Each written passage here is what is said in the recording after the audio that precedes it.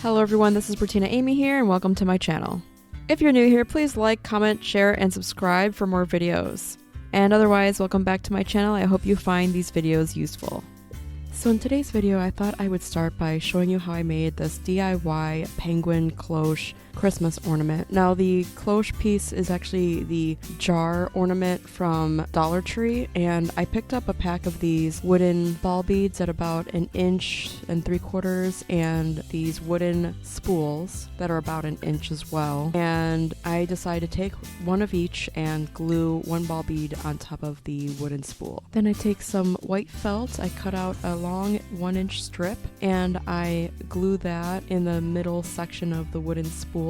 And once I come to the end, I clip it off and try to smooth it out and glue it in so that it looks like it's practically seamless. Then I take a long black vinyl 1-inch strip and I glue it until I only show like maybe a small section, almost like a midsection of what I'm going to consider the front of this penguin. And it might be best that you paint the head part of the penguin black first. I decided to do it after the fact because I wanted to glue these pieces on first. Not ideal necessarily because you could get the white part of the felt actually black by accident, but if you're careful you'll be okay too if you decide to follow exactly as I did it. But I'm just going to paint the head ball bead black only.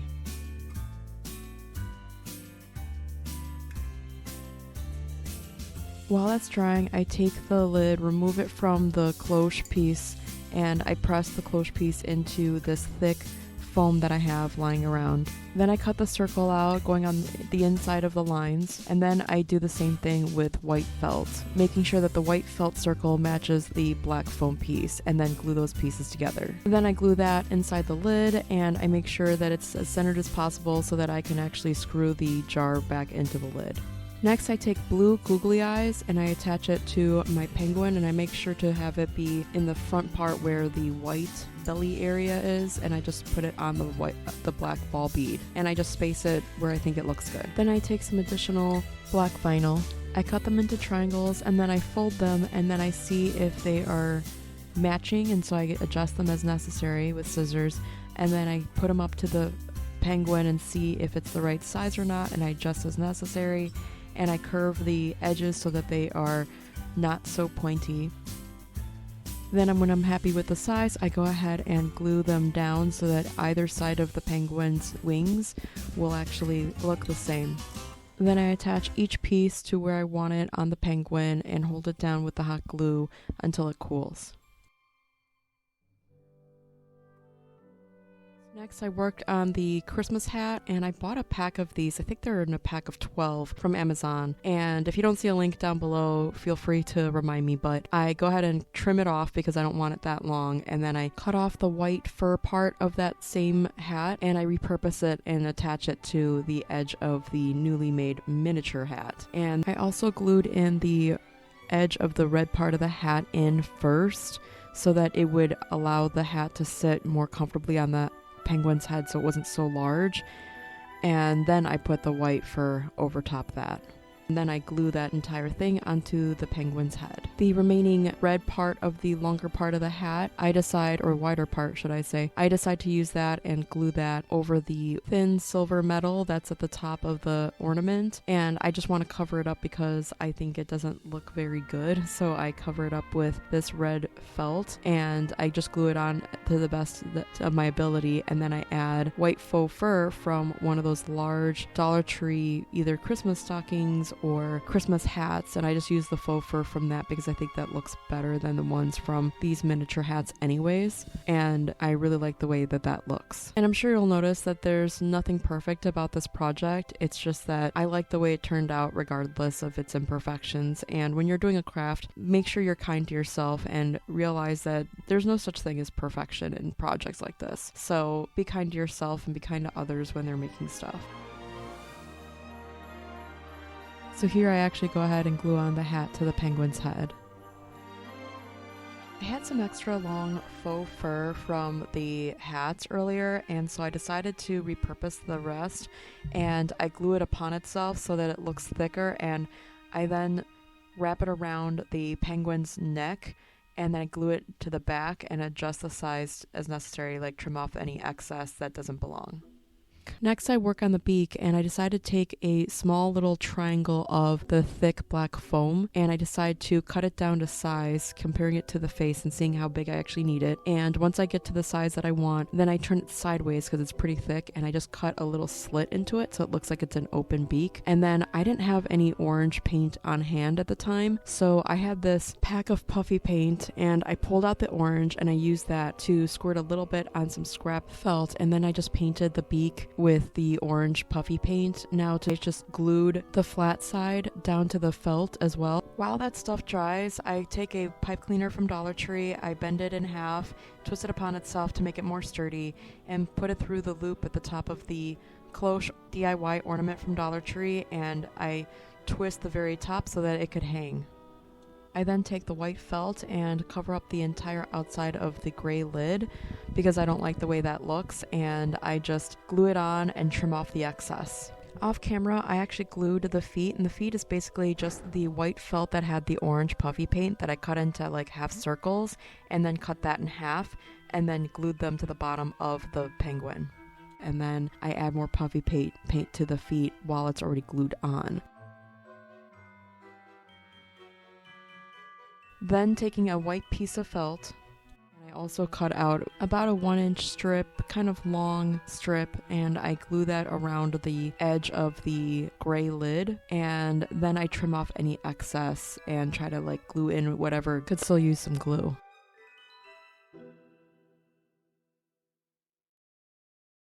And lastly, I glue on the beak.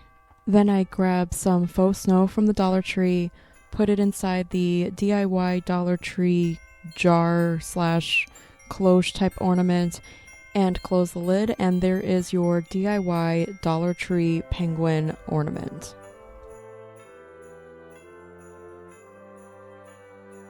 In this next DIY Dollar Tree ornament, I'm showing you how I made this Enchanted Rose ornament using only Dollar Tree products.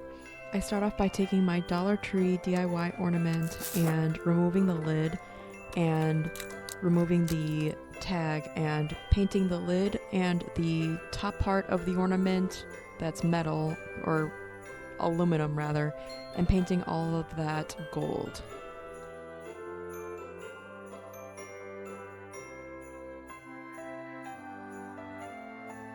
While that's drying, I looked through my stash of saved items, and I had this faux floral eucalyptus lying around, and I decided to use a part of its branch that didn't have any leaves, and I thought the size of it was actually quite perfect. I decided to take it off with clippers, and then I had to end up cutting it down because it was actually longer than I really needed for this cloche project idea. So I took all the roses out of their package, and I decided to look through them very thoroughly to find one that has the most open looking bloom of a rose, and I took the other ones that looked less pretty or more closed, and I decided to peel off individual petals. Then I took this red paint from Apple Barrel and I blended it with a little bit of black chalk paint and a real small amount of purple, which unfortunately I did not show on screen. Let me know in the comments below if you'd like to know the exact shade, but really I couldn't tell if it made that much of a difference. It was so little of it anyways. But I was trying to create basically my very own burgundy shade because I didn't like the shade of red that these roses came in. They were just too stark. Well, not even stark red. They're more like sort of faded red, not a very pretty color in my opinion. So once I got the shade that I wanted, I went ahead and painted the entire rose that I chose for this project and the petals I peeled off as well. Once dry, I flip over the petals and paint the other side too. Now, if you're wondering, this project did take me a couple of days to complete because I hadn't fully made decisions on various aspects of this project, but I did end up wanting to preserve the mixed paint that I created. So, believe it or not, this might seem strange, but I decided to use one of the spare Cloche ornaments from Dollar Tree and use that as a way to preserve the paint by sticking my mini Dixie cup inside of it, as I used that for mixing my paints to begin with, but I was able to squeeze it into this DIY Dollar Tree Cloche ornament just for a temporary preservation of the paint, if that makes sense. Then I took the gold paint and I just basically poured it over the top of the outside part of the lid because I wanted it completely covered, and I was just gonna let it dry overnight because I would need it to dry that long anyway, since it would be a really thick amount of paint. I do go ahead and use a brush though to help it get over to the edges, and I do hand paint the actual edges as well to make sure it doesn't look gray in some spots. Apologies for the temporary warm lighting. I accidentally hit the button and didn't realize I was recording it with that warm setting, so I switch it shortly after. But I have this hanging wire that's clear, and I use that to help attach to a single painted burgundy leaf, or petal rather, and I am going to use that to have it suspended in the air at all times. And the remaining petals will end up being free-flowing. And then I finally glue on the rose onto the stem. I actually recommend that you do this part right after the rose is totally dry, and then make sure before you glue it into the lid that you check to make sure it's not too tall, because mine was and I had to fix it again. Now a heads up, gluing the stem onto the lid is going to take some time to figure out. I ended up having to do it a couple of times because the first time I had to shorten the stem to begin with, but the second time I had to build up the sort of like, almost like building a root for the stem to sit flat or stay still. And then letting the glue to dry before adding paint over top, because unfortunately this hot glue stuff isn't going to dry clear, and even if it did, I think it's still going to be obvious anyway, so I do end up painting over the hot glue once dry. Alternatively, you could also pick up some gold glitter foam or just gold foam in general and cut out a circle like I've done in the previous video and stick that in there, and actually the stem would probably stick in that even better. I just wanted to use what I had lying around, so I went with the gold paint instead.